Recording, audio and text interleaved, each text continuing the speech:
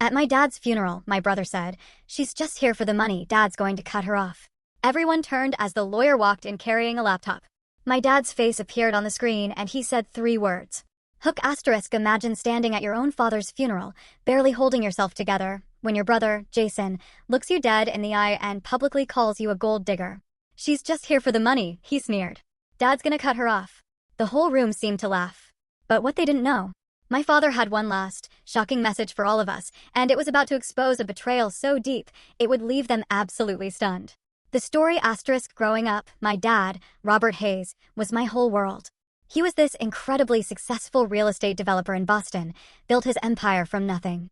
He worked constantly, sometimes too much, but he always made time for me. I remember our fishing trips to Cape Cod when I was around 8. He'd wake me before dawn, his special nickname, Ally, echoing in the quiet morning as we packed the truck. "The early bird catches the fish, Ally," he'd say. Those quiet moments, just us on the water, he'd teach me about patience, about perseverance. That's when I felt closest to him. He'd tell me, "The business world, Ally? It's just like fishing. You gotta know where to look, when to wait, and when to reel in your opportunity." Even as a kid, I could see that company, his legacy, it meant everything to him. My brother, Jason, was 5 years older, and from my earliest memories, he was constantly competing for Dad's attention, for his approval. If I caught 1 fish, Jason had to catch 2. If I got an A, he needed an A+. Dad, he never seemed to notice this unhealthy rivalry, or if he did, he never said anything. He probably just thought it was healthy sibling competition. "Your brother has a natural head for business," he'd say, beaming with pride whenever Jason talked about the company. "He'll take Hayes Properties to new heights someday." The expectation was clear. We'd both join the family business. He'd mapped out our entire lives. Northeastern University, business degrees. Jason would handle operations. I'd do client relations and marketing. It was all perfectly planned. But art had already captured my heart. My elementary school teachers praised my drawings, and in high school, I was winning regional competitions. While Jason was reading business journals, tagging along with Dad to construction sites, I was filling sketchbooks, experimenting with paint. The first major conflict with Dad hit hard during my senior year. College acceptance letters came, and I chose Rhode Island School of Design. Not Northeastern. He couldn't understand it. "Art is a hobby, Allison, not a career," he yelled in his office. "The family business is your future. It's security. It's what we've been planning for years. It's what you've been planning." I shot back, my voice shaking. I never agreed to it. That night, something fundamentally shifted between us. Jason, ever the opportunist, immediately positioned himself as the loyal son. "Don't worry, Dad," he said at dinner, his voice dripping with false sincerity, while I sat in silence. "I'll make sure Hayes Properties thrives for another generation." After that, Dad grew distant. Our fishing trip stopped. Our conversations became shorter, more formal. He still paid for my education, which I was incredibly grateful for, but our relationship, the heart of it, was just gone. There were glimmers of connection. He showed up to my first college art exhibition, and I swore I saw a flicker of pride in his eyes when he saw my work. But those moments were rare. Jason's manipulation was subtle, insidious. He started controlling the narrative about me to the rest of the family. Our aunts, uncles, cousins, Dad's business associates. I became the ungrateful daughter who'd rejected her father's legacy. He made sure everyone knew how much this betrayal had hurt Dad. "She doesn't even call him anymore," I overheard Jason telling Uncle Warren at a family Christmas. The truth? I'd called the week before, but Dad hadn't picked up. When I confronted Jason, he just shrugged. "I'm just telling it like it is, sis. You made your choice." By the time I graduated from art school, the story was set in stone. Jason was the devoted son. I was the one who turned her back on the family. And the worst part? I could see Dad beginning to believe it too. My college years were a blur of art studios, exhibitions, part-time jobs. Despite the growing distance, I still tried to connect with Dad. I'd send him photos of my art, hoping he'd see it wasn't a rejection of him, but a pursuit of my own passion. During my junior year, I created a series of abstract paintings inspired by the Boston skyline. Dad's skyline, I called it, since so many of his properties shaped it. I was ecstatic when a local gallery selected the series for exhibition. I sent Dad an invitation, so hopeful. "I'd love for you to come," I said on the phone. "The opening is Friday at 7. "I'll check my calendar," he replied, that formal tone making my heart sink. Jason and I might be closing on the Harborview property that day. I tried not to let the disappointment show. "Well, the exhibition runs for 2 weeks, so maybe another day?" "Maybe," he said. "I'll let you know." To my surprise, Dad did show up. Not opening night, but the following Tuesday. He arrived alone, without telling me he was coming. The gallery owner, recognizing him from a photo I kept, called me over. "Your work is interesting," Dad said, studying my largest piece. There was something in his voice I couldn't quite read. "You're clearly talented." It wasn't the enthusiastic approval I dreamed of, but it was something. We had coffee afterward, and for a brief hour, it almost felt like old times. He asked about my classes, my plans after graduation. I asked about the business, his health. We carefully avoided any contentious topics. As we parted, he awkwardly patted my shoulder. "I'm proud of you for working hard, Allison," he said, "even if it's not what I would have chosen." That moment gave me hope. Maybe, with time, he would fully accept my path. What I didn't know then was that Jason was working diligently to ensure that would never happen. I only discovered the extent of his sabotage years later. After graduation, I moved to New York to pursue my art career. The distance made communication with Dad even harder. I'd call on holidays and birthdays, but our conversations remained stilted, formal. Jason, meanwhile, had fully integrated himself into Hayes Properties. Family updates painted him as Dad's right-hand man, involved in every major decision. During one Thanksgiving visit to Boston, I noticed Dad looking tired. The lines around his eyes were deeper, he moved slower. "Are you feeling okay?" I asked him privately. "Just getting old," he dismissed with a wave of his hand. "Doctor says I need to watch my blood pressure, that's all." I later learned from Aunt Patricia that Dad had experienced a minor heart scare earlier that year. "Jason's been such a rock," she told me, "taking on extra work so your father can rest more." The implication was clear. While I was off pursuing my selfish dreams, Jason was selflessly supporting Dad. What Aunt Patricia didn't know, what none of us knew, was that Jason's support included filtering Dad's communications. I sent birthday cards that mysteriously never arrived. I left voicemails that were never returned. I extended invitations to my New York exhibitions that were somehow lost. As Dad's health declined, Jason's methods became more direct. During my rare visits home, he'd create situations that reinforced his narrative. He'd schedule important business meetings on days I was visiting, then act disappointed when Dad chose work over me. "That's just how it is when you run a company, Allison," Jason would say with fake sympathy.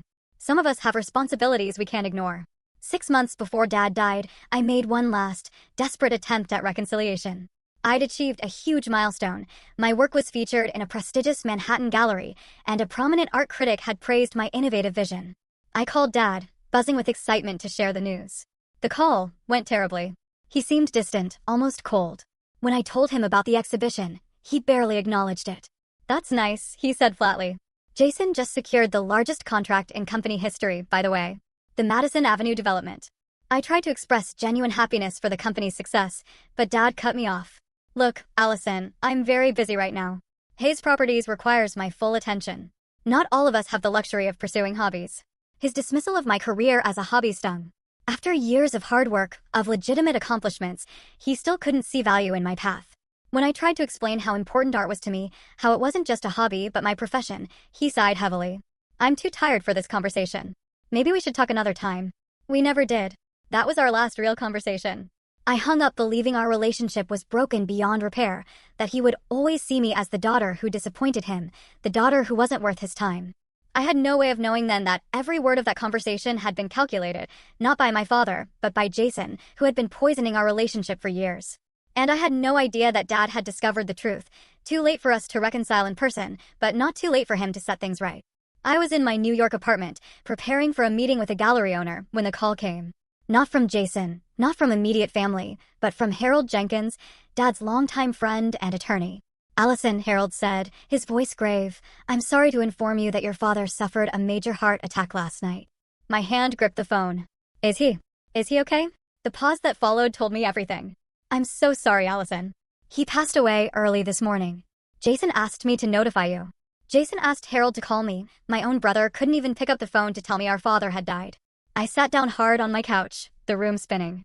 When did it happen?" I managed to ask. "Around 2 a.m. He was at home. The housekeeper found him." I booked the first train to Boston, throwing clothes into a suitcase with shaking hands. During the journey, I called Jason repeatedly. He didn't answer until my 4th attempt. "What is it, Allison?" "I'm dealing with a lot right now," he snapped when he finally picked up. "I'm on my way to Boston," I said, trying to keep my voice steady. "Harold told me about Dad." "Why didn't you call me yourself?" "I've been busy making arrangements," he replied, cold as ice. "Someone had to step up." "I would have helped if you'd called me right away." Jason scoffed. "Right. Like you've been so involved in Dad's life recently." Before I could respond, he continued, "Look, the funeral's Friday at St. Mark's. Dad's body's already at the funeral home. Everything's taken care of." Friday? That was only 2 days away. Shouldn't we wait so people have time to? The arrangements have been made. Allison, he cut me off. Dad and I discussed his wishes years ago. Not that you would know anything about that. Every conversation with Jason felt like navigating a minefield. I took a deep breath. Where should I stay? Is the house? The house is full with Uncle Warren and Aunt Patricia staying there. You should book a hotel. He paused. And Allison, there's a family gathering tomorrow night before the funeral. Immediate family only. The implication was clear. I wasn't welcome. When I arrived in Boston, I went straight to the funeral home. I needed to see Dad, to say goodbye in my own way. The funeral director led me to a private viewing room where Dad lay in an expensive casket, unnervingly peaceful in his best suit. "Hi, Dad," I whispered, tears streaming down my face. "I'm so sorry we didn't fix things." I stood there for nearly an hour, talking to him quietly, telling him about my life in New York, all the things I would have shared if we'd had more time, if we hadn't let things fall apart. That night, alone in my hotel room, I called my best friend, Megan. "They're having a family gathering tomorrow and didn't even invite me," I told her, trying not to let my voice break. "That's horrible," Megan said. "Do you want me to come up for the funeral? You shouldn't have to face this alone." Her offer meant everything. "Could you?" "I know it's asking a lot." "I'll be on the first train tomorrow," she promised. "We'll get through this together." The day of the funeral arrived with appropriately gloomy weather. Megan and I arrived at St. Mark's 30 minutes early, but the front pews were already filled with family and business associates. Jason, seated in the front row with Uncle Warren and Aunt Patricia, didn't even look up when I entered. We found seats near the middle of the church. As more people arrived, I felt their stares, heard their whispers. The narrative Jason had created followed me like a shadow. The ungrateful daughter, the family disappointment, showing up only now that there might be an inheritance to claim. The service itself was elegant and formal, much like my father.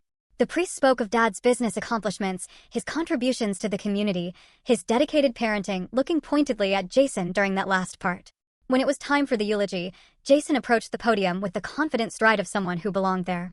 His speech painted a picture of a father-son relationship that seemed almost fictional to me, weekend fishing trips that continued into his adulthood, late nights discussing business strategy, Dad proudly watching Jason carry on the family legacy. "My father often said that family was everything to him," Jason said, his voice thick with practiced emotion. "He believed in loyalty, in showing up for the people you love, in honoring your commitments." The subtext was unmistakable. Every person in that church knew he was contrasting his dedication with my supposed abandonment. "Some people," Jason continued, glancing in my direction, "choose to abandon their responsibilities, their family legacy. But Dad and I always understood the importance of staying true to your roots." I felt Megan's hand tighten around mine as I struggled to maintain my composure. After the service, people gathered in the church hall for the reception.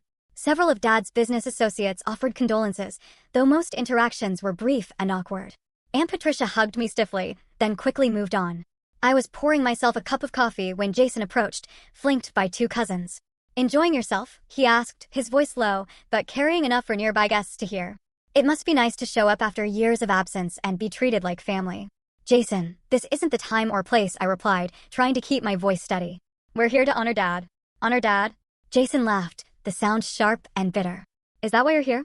"Because from where I'm standing, it looks like you're just here for the money. Dad's going to cut you off, you know." Several heads turned at his raised voice. I felt my face burning with humiliation. "You have no idea why I'm here," I said. "Don't I?" Jason's smile was cruel. "You haven't cared about this family for years. You didn't care when Dad needed heart medication. You didn't care when he was working himself to death to maintain the company that would have secured your future too. You only care now that there might be something in it for you." People were openly staring now. I heard someone snicker. Uncle Warren approached, placing a hand on Jason's shoulder. "Perhaps Allison should just leave," he suggested, not even addressing me directly. "She's not really family anymore, is she?" The laughter that followed from several family members nearly broke me. I considered walking out, sparing myself further humiliation, but something kept me rooted to the spot. I owed it to Dad to see this through. Despite everything. "I'm staying," I said quietly, my voice surprisingly firm. "Whether you like it or not. He was my father too." Jason shrugged dramatically. "Suit yourself. But don't get your hopes up for tomorrow. Dad knew who really cared about him in the end." Tomorrow. The will reading. I hadn't even been thinking about the inheritance, but clearly everyone else had. In their minds, that was the only reason I would have come back, to claim what they believed I didn't deserve. As I walked away, I heard Jason's voice carrying across the room. She'll be singing a different tune tomorrow, when she realizes Dad saw through her act years ago. If only I had known then how prophetic those words would be, though not in the way Jason intended. The reception continued like a slow-motion nightmare. People I'd known my entire life either avoided me completely or approached with thinly veiled hostility. My father's business partner of 20 years, Kenneth Sullivan, spoke to me with such forced politeness, it was almost worse than outright rudeness. "Your father was a remarkable man," Kenneth said, glancing repeatedly over my shoulder as if seeking an escape. "He built quite a legacy, with Jason." "With Jason," I repeated. "Right. The company is in good hands now," he continued, finally meeting my eyes. "Your brother has your father's vision. The transition should be seamless." The message couldn't have been clearer. No one expected me to have any role in Hayes Properties. The succession plan was already established in everyone's minds, and I wasn't part of it. I spotted my cousin Diane, my childhood playmate, speaking with a group near the refreshment table. When she saw me approaching, she whispered something to the others before reluctantly breaking away. "Allison," she said, her hug so brief it barely qualified as physical contact. "I'm sorry about Uncle Robert." "Thank you," I replied. "How have you been?" "It's been a while." "Fine. Busy with the kids and everything." She glanced back at her group. "Jason mentioned you're living in New York now. That must be interesting." "It is. I've been building my career as an artist. I actually have a gallery show next month at—" "Oh, that's nice," Diane interrupted, clearly uninterested. "Must be fun to follow your dreams while Jason's been here handling everything." She didn't even try to hide her judgment. "Excuse me, I should check on my husband." Before I could respond, she was gone. I stood alone again, feeling increasingly like an unwelcome intruder at my own father's funeral. I found Megan by the windows, mercifully alone. "This is worse than I expected," I whispered to her. "They all hate me." "They don't know you," Megan replied firmly. "They only know the story Jason's been telling them, which they all believe because it's easier than questioning it. Look, you're here for your dad, not for them. Just get through today, and the will reading tomorrow, then we can go back to New York." The will reading. My stomach tightened at the thought. If the funeral was this bad, how much worse would tomorrow be? Based on Jason's confidence, I fully expected to be publicly disinherited, providing the final confirmation of Dad's disappointment in me. I was lost in these thoughts when I heard Jason's voice, louder than appropriate for the setting, clearly meant to carry. "I still can't believe she had the nerve to show up today," he was saying to Uncle Warren and two men I recognized as board members of Hayes Properties. After how she broke Dad's heart, refusing to even visit when he was sick, I felt a flash of indignation. I hadn't known Dad was seriously ill. No one had told me. But before I could decide whether to confront him, Jason continued. "Well, she's in for a surprise tomorrow," he said with a smirk. Dad updated his will last year after she refused to come home for his birthday. He finally realized she didn't deserve any part of what he built. One of the board members noticed me standing nearby and nudged Jason, who turned with exaggerated surprise. "Oh, Allison. Didn't see you there," he said, not even attempting to sound sincere. "We were just discussing tomorrow's meeting with the lawyer. You are planning to attend, aren't you?" His tone made it clear he expected, hoped, even, that I would slink away to avoid the public humiliation he believed awaited me. "Of course I'll be there," I replied, struggling to keep my voice steady. Jason smiled coldly. "Excellent. It should be enlightening for everyone." Uncle Warren didn't even attempt to hide his disdain. "I don't know why you're bothering, Allison. Robert made his feelings quite clear while he was alive." "Did he?" I asked, suddenly wondering if I'd missed something important. "What exactly did he say?" "That's between him and the family members who actually stayed in touch," Warren replied. "Maybe if you'd picked up the phone more often in the last few years, you'd know." My face flushed with anger and shame. "I tried to stay in touch." "It's not as simple as you're making it sound." "Never is with you, is it?" Jason interjected. "Always an excuse, always someone else's fault." "Dad got tired of it, Allison. He got tired of waiting for you to grow up and accept your responsibilities."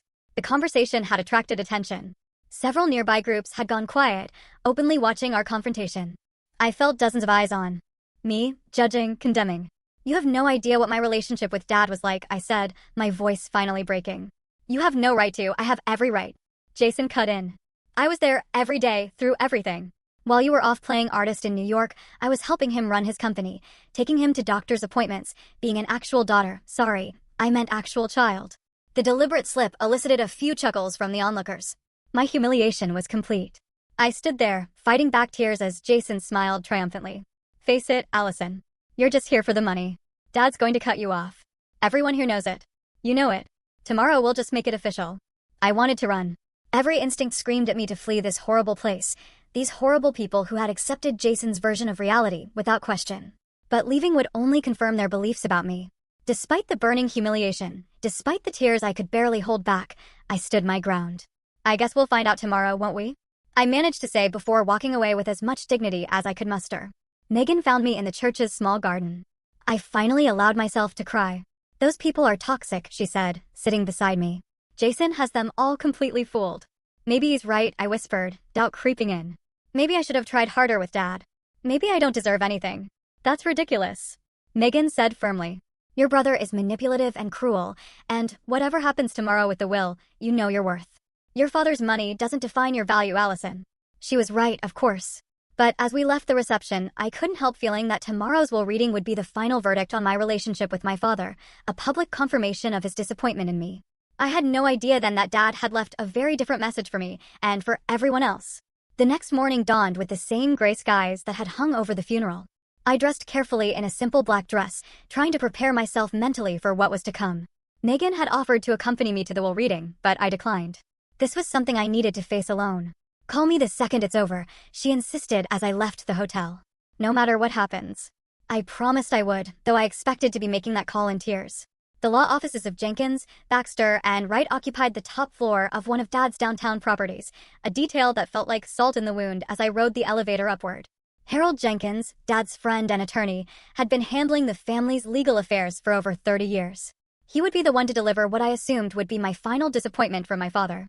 When I arrived, the conference room was already filled with family members and key business associates. Jason sat at the head of the table, already positioning himself as the new patriarch of the Hayes family. Uncle Warren and Aunt Patricia sat to his right, with the company's CFO and 2 board members adjacent. They were all engaged in comfortable conversation, the atmosphere almost celebratory. The chatter died down when I entered. Jason looked up with an expression of mock surprise. Allison, you actually came. He gestured to an empty chair at the far end of the table. We saved you a seat. The seating arrangement wasn't subtle, me, isolated at the foot of the table, while Jason commanded the head position. I took my assigned place without comment, ignoring the whispers and glances. I was just telling everyone about the Madison Avenue project, Jason continued, the one Dad and I worked on in his final months.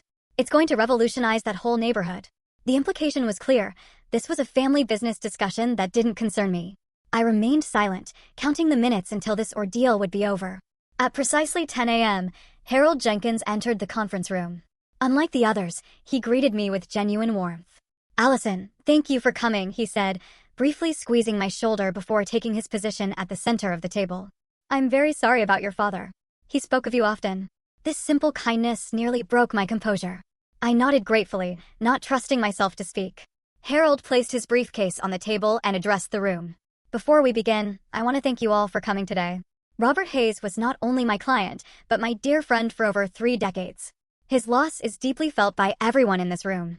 There were murmurs of agreement. Harold continued. Robert was meticulous in his planning, as you all know. He left very specific instructions about how today should proceed. Jason leaned forward, his expression confident. We're all eager to respect Dad's wishes and move forward with the transition he planned. Harold nodded, but his expression remained neutral. Robert's instructions for this reading are somewhat unconventional. He prepared a video statement to accompany the formal will document.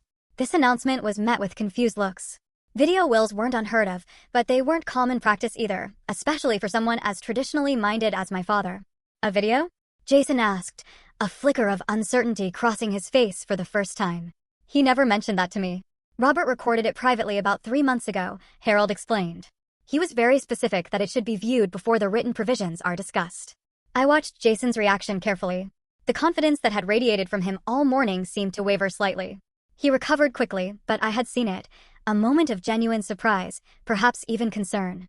Well, let's get on with it then, Jason said with forced casualness. I'm sure Dad just wanted to add a personal touch to his formal wishes.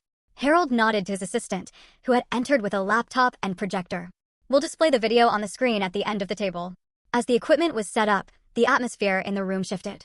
What had felt like a formality, a public confirmation of decisions already made, now held an element of unpredictability. I noticed Jason whispering intensely to Uncle Warren, whose expression grew increasingly concerned. Robert was very explicit that everyone listed in the will be present for this video, Harold said, consulting a paper from his briefcase. Let me confirm attendance. He read through a list of names, checking off each person. When he finished, he nodded. Excellent. We're all here. He turned to his assistant. We're ready to begin. The lights dimmed slightly and Harold inserted a USB drive into the laptop. After a moment of technical adjustments, the projector illuminated the screen, and there he was, my father. The sight of him, healthy, composed, alive, hit me like a physical blow.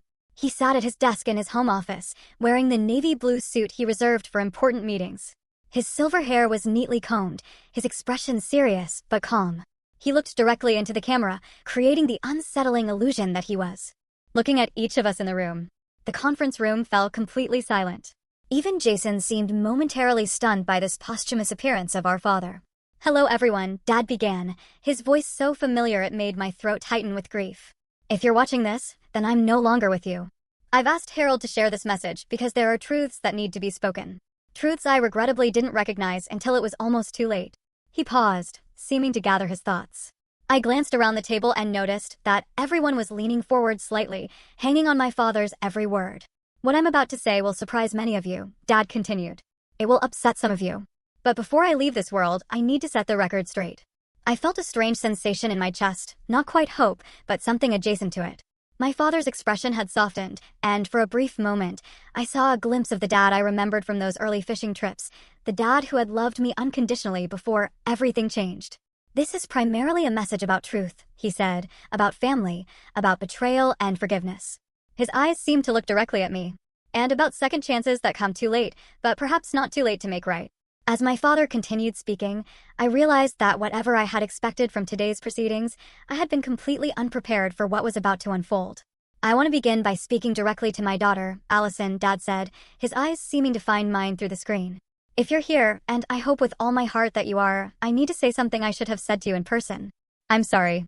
A collective murmur ran through the room. Jason shifted uncomfortably in his chair. I'm sorry for the distance that grew between us. I'm sorry for not supporting your dreams. Most of all, I'm sorry for believing lies about you that I should have questioned. Dad's expression turned pained. You see, I recently discovered something that has changed everything I thought I knew about our family dynamic over the past several years. About 6 months ago, I had another minor heart episode. The doctors advised me to reduce my workload, so I began working from home more often. One afternoon, I was looking for some documents in Jason's office at the house when I found something disturbing, a drawer full of cards and letters. To you, Allison. I gasped audibly. Around the table, heads turned toward me, then swiveled to Jason, who had gone very still. Birthday cards I supposedly never received, Dad continued. Invitations to your art shows. Notes updating me on your life. All unopened. All hidden away. His voice hardened. All deliberately kept from me. Jason stood abruptly. This is ridiculous. Dad was confused after his heart. Mr. Hayes, please sit down. Harold interjected firmly. Your father's instructions were explicit.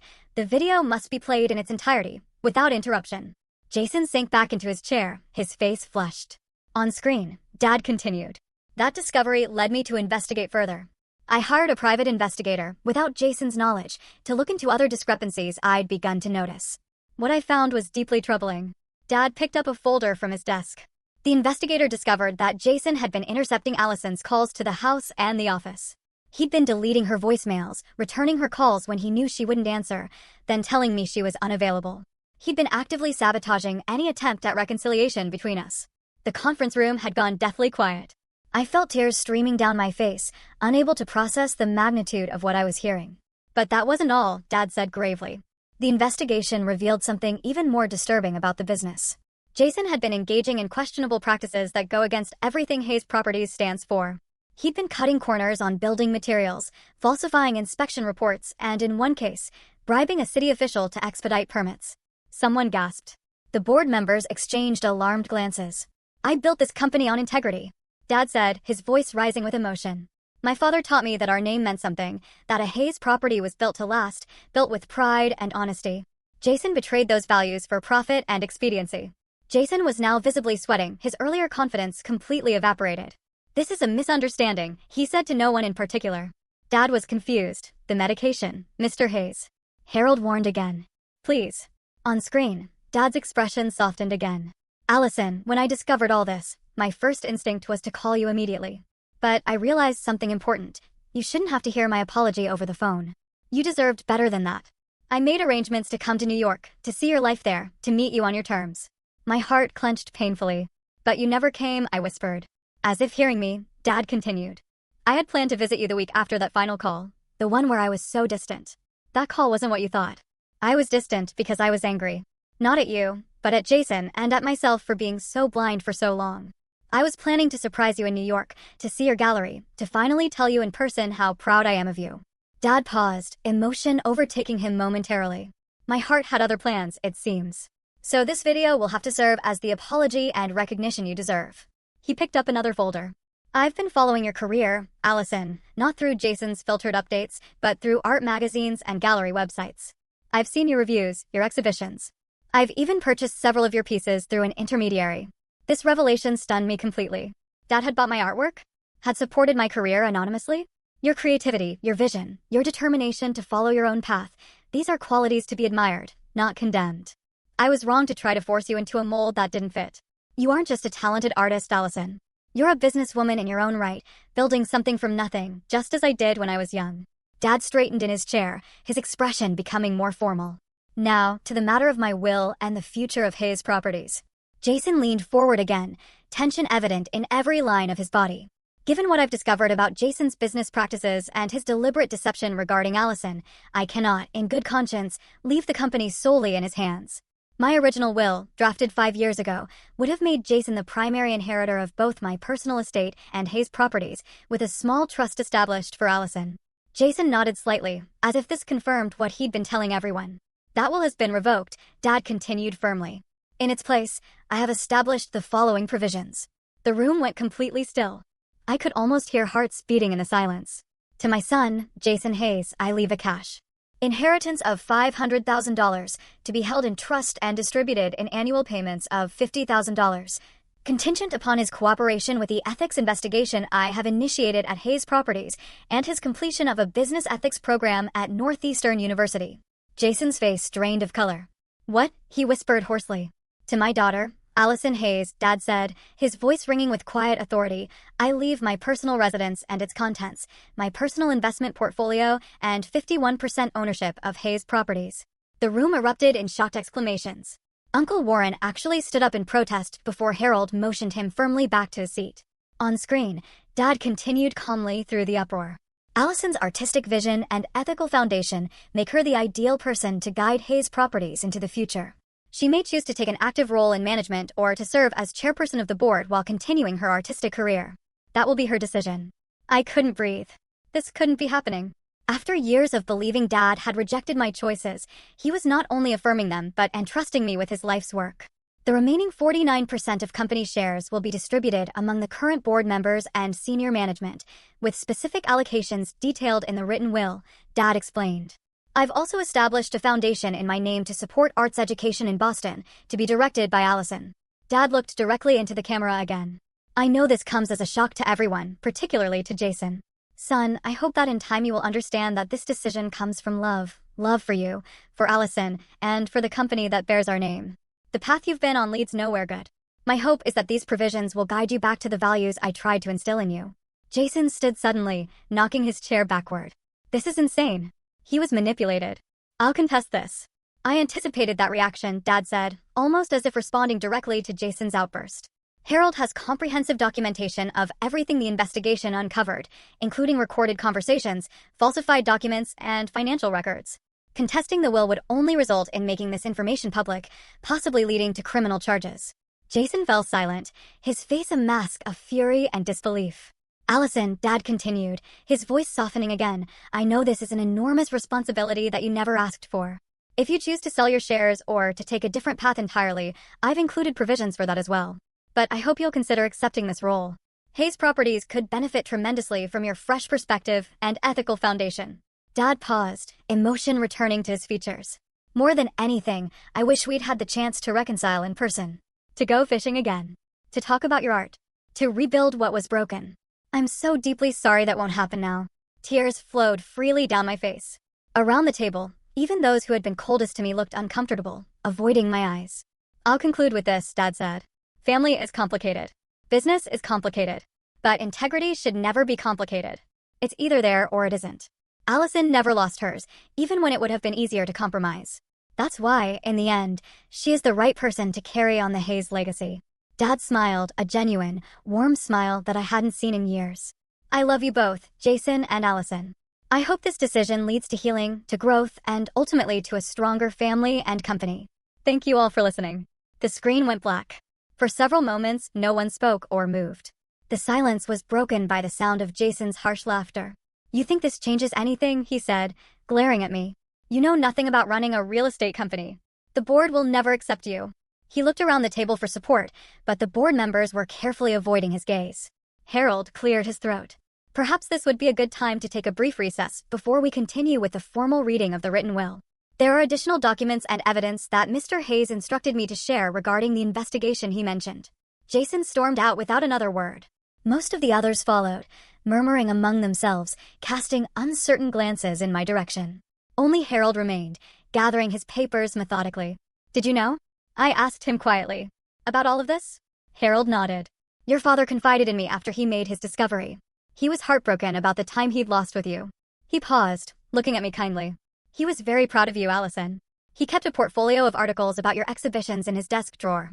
The real one, not the one Jason controlled. The tears came again, but different this time. Tears of grief mixed with a profound sense of vindication and lost opportunity. I wish I'd known. I wish we'd had more time. So did he, Harold said gently. But he also believed you have the strength to handle this responsibility. He wouldn't have left you the company otherwise. As the others began to filter back in for the continuation of the proceedings, I sat straighter in my chair, wiping away my tears. The path ahead would be challenging, a company to learn, a brother to deal with, a legacy to honor. But for the first time in years, I felt my father's love and approval, not despite my choices, but because of them. And that made all the difference. The days following the will reading passed in a blur of meetings, legal briefings, and emotional processing. Jason, true to his nature, immediately hired an attorney to contest the will. But Harold was prepared. The evidence my father had collected was comprehensive and damning. After a brief but intense legal battle, Jason withdrew his challenge, accepting the terms as written. I hadn't seen or spoken to him since he stormed out of the conference room. Harold informed me that Jason had moved out of Dad's house, my house now, and taken an extended vacation abroad. I couldn't help but feel a complex mixture of anger, pity, and lingering familial attachment. Despite everything he'd done, he was still my brother, the little boy who had once built sandcastles with me on Cape Cod beaches. My first major decision was whether to relocate back to Boston or attempt to manage the company remotely from New York. After careful consideration and discussions with Harold and the board, I decided to move back, temporarily at least, until I got a handle on the business and established a management structure I trusted. The company transition wasn't seamless. Several longtime employees who were loyal to Jason resigned. Others were skeptical of my leadership, questioning what an artist could possibly know about real estate development. I faced these challenges head-on, approaching the business with the same dedication I'd given to my art career. I'm not pretending to be an expert in real estate, I told the assembled employees during my first company-wide meeting, but I know my father's values and I know mine. Hayes Properties will be run with integrity, creativity, and respect for every person who works here. I surrounded myself with experienced advisors, spent long hours studying the business, and slowly began to earn the respect of the company. I also initiated a thorough ethics review of all current projects, making necessary changes even when they impacted the bottom line. The Madison Avenue project, the one Jason had bragged about at the funeral, required significant revisions after we discovered multiple safety shortcuts. The additional costs cut into profits, but the resulting building was something we could all be proud of. At the ribbon-cutting ceremony, 6 months after Dad's death, I felt his presence strongly, approving of the difficult but right decisions. Gradually, family members began to reach out. The first was my cousin Diane, who called hesitantly one afternoon. "I owe you an apology," she said, without preamble. "I believed Jason's version of things without ever asking for yours. That wasn't fair." "No, it wasn't," I agreed, not making it easy for her.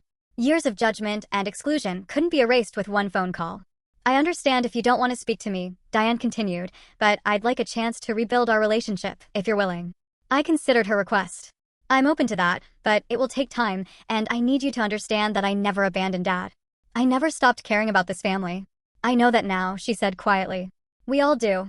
Similar conversations followed with Uncle Warren, Aunt Patricia, and other extended family members.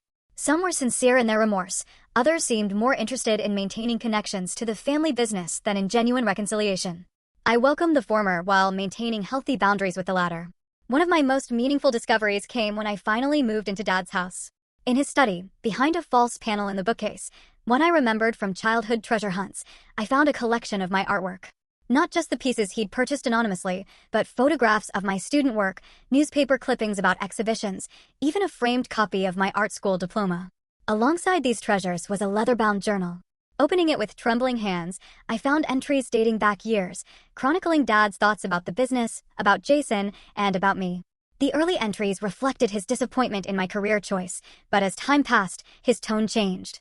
Saw Allison's new exhibition online today, read an entry from 2 years before his death. Her work is getting attention from serious critics. There's a depth to her paintings that reminds me of how she used to see the world as a child, always noticing things the rest of us missed. I wish I could tell her how proud I am, but the distance between us now feels unbridgeable. Jason says she doesn't return his calls either. I wonder if she's truly moved on from this family. Later entries became more questioning, showing the first seeds of doubt about Jason's narrative. The final entries documented his shocking discoveries and his determination to make things right. The private investigator confirmed my worst fears today, he wrote, 3 months before his death. Jason has been systematically keeping Allison away from me, intercepting our communications for years. How could I have been so blind? My son has betrayed not only his sister, but the core values I thought I'd instilled in him. I need to fix this. To reach out to Allison directly. To tell her the truth. To ask her forgiveness. I'm planning a trip to New York next month. I only hope it's not too late to repair what's been broken. Tears streamed down my face as I read his final entry, dated just days before his heart attack, made arrangements for New York. Haven't felt this hopeful in years. Also met with Harold about changing my will. If something happens before I can reconcile with Allison in person, at least she'll know the truth. At least she'll know I loved her, that I recognized her strength and integrity. Jason's actions must have consequences, though it breaks my heart to implement them. I only hope that someday both my children will find their way back to the values that matter most. These discoveries helped me begin to heal, to forgive both my father and myself for the years we'd lost. I couldn't change the past, but I could honor his memory by leading the company with the integrity he valued, and by nurturing my artistic vision alongside this new responsibility. 6 months after taking over Hayes Properties, I launched the Robert Hayes Foundation for Arts Education, using company profits to fund art programs in Boston's underserved schools. For the foundation's inaugural exhibition, I displayed my new series of paintings inspired by the fishing trips of my childhood, alongside a carefully curated selection of emerging local artists. The exhibition opening was well attended by both the art community and the business world. As I stood addressing the crowd, I felt a sense of integration between these two aspects of my life that had once seemed irreconcilable. My father taught me 2 important lessons, I told the assembled guests. First, that integrity is non-negotiable. And second, that sometimes the most valuable perspective comes from stepping away and seeing things differently. That's what art does for us. It challenges us to see the world through new eyes. The Robert Hayes Foundation aims to give that gift to the next generation. After the speeches, as guests mingled and admired the artwork, Harold approached me with a gentle smile. "Your father would be incredibly proud," he said, glancing around at the exhibition. "You've managed to honor both his legacy and your own vision. Not many people could navigate that balance so gracefully." "I wish he could see it," I replied, the familiar ache of loss momentarily sharpening. "In some ways, I think he did see it," Harold said thoughtfully. "He recognized your potential long before any of us. That's why he made the choice he did." The next morning, I visited Dad's grave for the first time since the funeral. I brought a simple bouquet of wildflowers and sat beside the headstone in the quiet cemetery. "I'm trying to do right by you, Dad," I said softly. "The company is doing well. We just launched the foundation. I think you'd approve of the changes we've made." I paused, gathering my thoughts. "I found your journal. I know you wanted to reconcile. I wish we'd had that chance. But knowing you were proud of me, that you understood, it means everything." I told him about the business, about my art, about the challenge and unexpected satisfaction of bringing these worlds together. As I spoke, I felt a sense of peace settling over me, a feeling that despite everything, something broken had been mended. "I haven't heard from Jason," I continued. "Harold says he's in Europe somewhere. I hope someday we can find a way forward, but I'm not holding my breath. Some wounds take longer to heal than others." Before leaving, I placed my hand on the cool granite of the headstone. "I love you, Dad. Thank you for believing in me, even when I didn't know you did. I'll try to make you proud every day." Life continues to be a complex balance of business leadership and artistic pursuit. Some days I feel overwhelmed by the dual responsibilities, wondering if I can truly do justice to both. Other days bring unexpected moments of clarity and purpose, confirmation that I'm on the right path. What I've learned through all of this is that family relationships are rarely simple. They're shaped by misunderstandings, by the stories we tell ourselves and each other, by opportunities taken and missed. My father and I lost years we can never get back, but in the end, truth prevailed. His final act gave me not just a business empire, but something far more valuable, the knowledge that he saw me, truly saw me, and loved me for exactly who I am.